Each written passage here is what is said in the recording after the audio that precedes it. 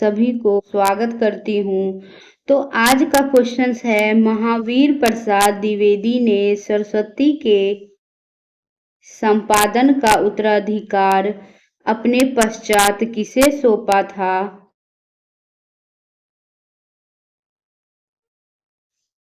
किसे सौंपा था? तो पंडित देवीदत्त शुक्ल को सौंपा था। अब नेक्स्ट क्वेश्चन देखते हैं फ्रेंड्स। सामयिक वार्ता पत्रिका के संपादक है तो किशन पटनायक। कौन है? किशन पटनायक।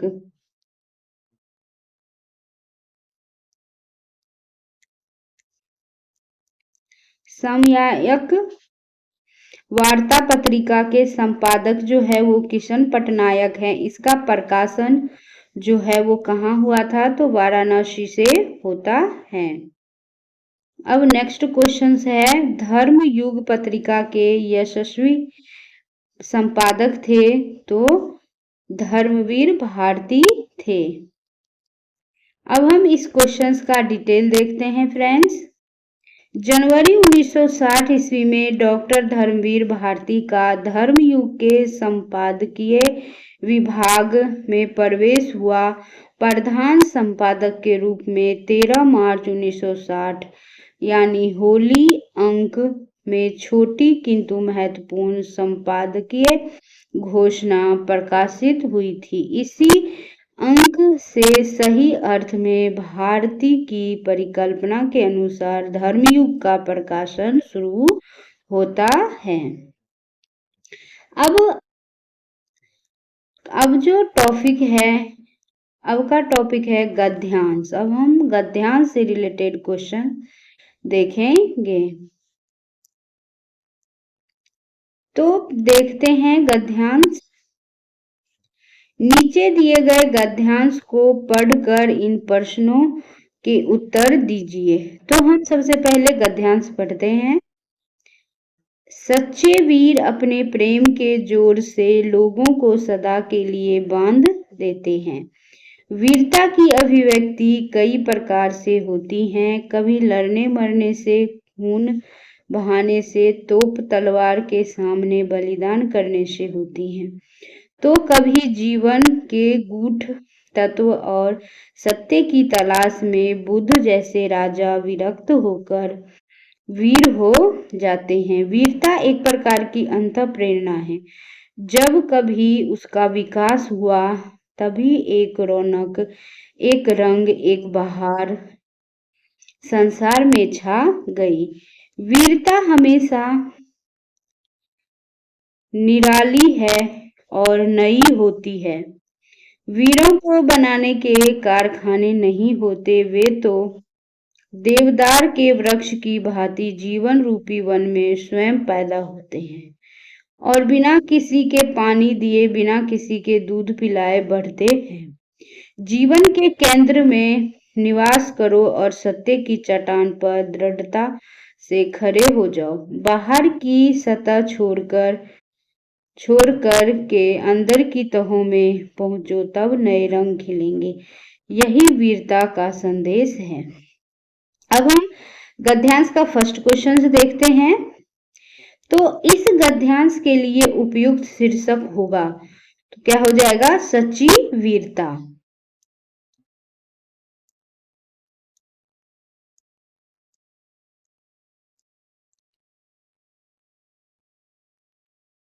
अब गद्यांश का सेकंड क्वेश्चन है, वीरता का संदेश क्या है? तो क्या है वीरता का संदेश? उद्देश्य के लिए सच्चाई पर चट्टान की तरह अटल रहना, यह जो है वीरता का संदेश है। अब थर्ड नंबर क्वेश्चन देखते हैं। वीरों की देवदार वृक्ष से तुलना की गई है क्योंकि दोनों तो स्वयं पैदा होते हैं और बिना किसी के दूध पिलाए बढ़ते हैं।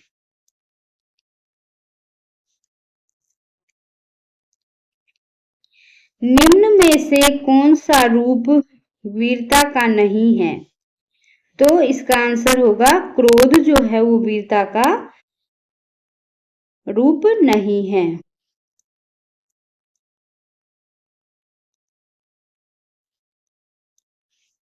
अब हम इसका डिटेल देखते हैं। प्रस्तुत गद्यांश के पठन से यह ज्ञात होता है कि क्रोध वीरता में सम्मिलित नहीं है, जबकि युद्ध, त्याग और दान वीरता का रूप है। वीरता का एक विशेष लक्षण है, तो नयापन जो है यह विशेष लक्षण है।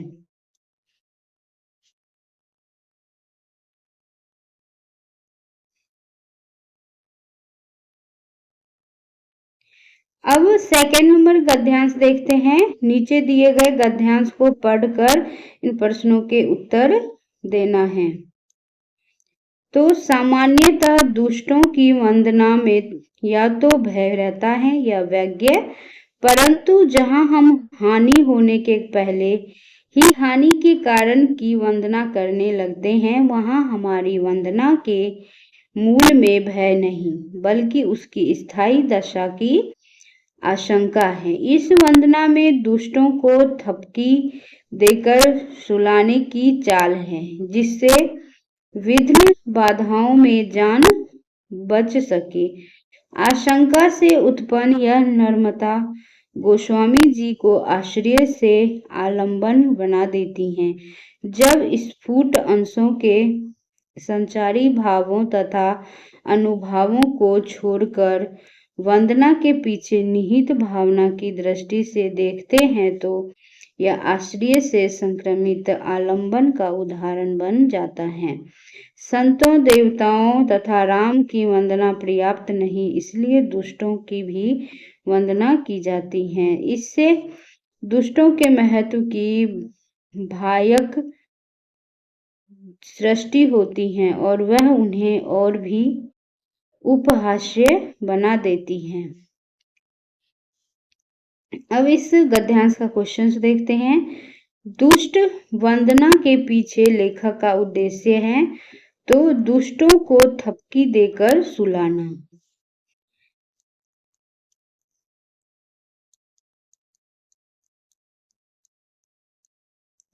रामचरितमानस एक भक्ति काव्य है।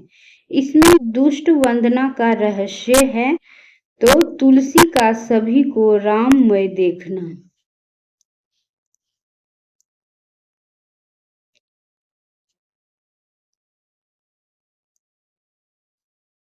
रामचरितमानस एक भक्ति काव्य है। इसमें दुष्ट वंदना का रहस्य तुलसीदास का सभी को राममय देखना है। रामचरितमानस में तुलसीदास ने लिखा है, बदऊ खल जस शेष दसोसा, सहस बंदन बरनई पर दोषा। अर्थात मैं दुष्टों को हजार मुख वाले शेष जी के समान समझकर प्रणाम करता हूँ।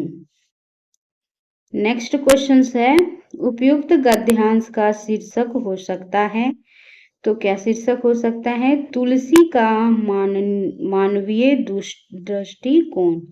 क्या होगा? तुलसी का मानवीय दृष्टिकोण। देवताओं और महापुरुषों, सज्जनों के साथ दुष्टों की वंदना इसलिए सार्थक कही जाएगी कि महाकवि तुलसीदास क्या है? निवृत्ता चाहते थे।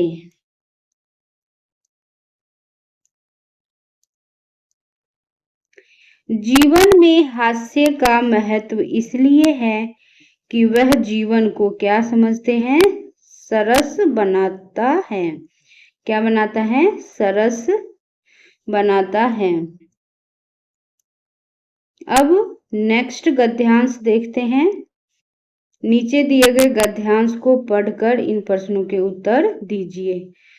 तो भूषण महाराज ने विषय और विशेषतया नायक चुनने में बड़ी बुद्धिमता से काम लिया है।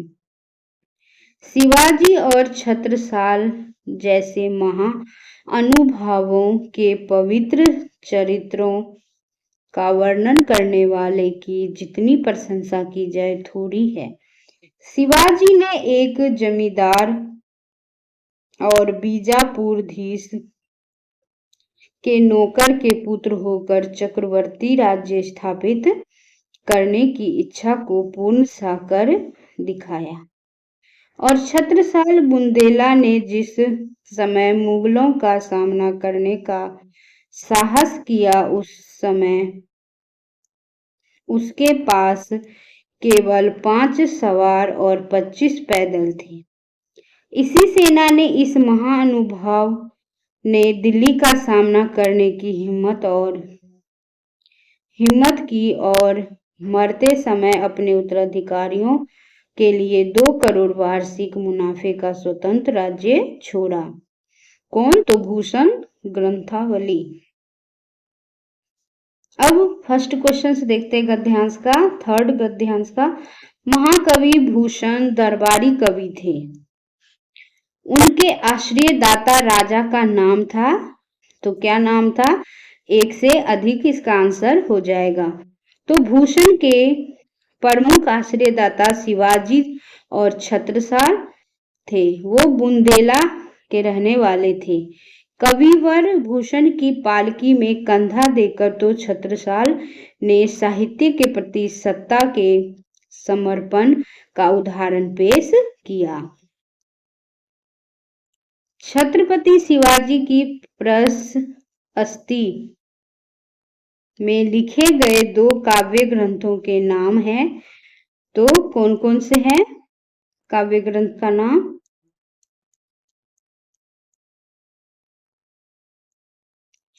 छत्रपति शिवाजी की प्रशस्ति जो है, प्रशस्ति में लिखे गए 2 काव्य ग्रंथों के नाम हैं शिवा बावनी और शिवराज भूषण। शिवराज भूषण में जो है वो कितने छंद है? तो 384 छंद है। कितने छंद है? तो 384 छंद है। इसमें शिवाजी के काव्य कलापों का वर्णन किया गया है। शिवा बावनी में कितने? 52 छंदों में शिवाजी की कीर्ति का वर्णन किया गया है।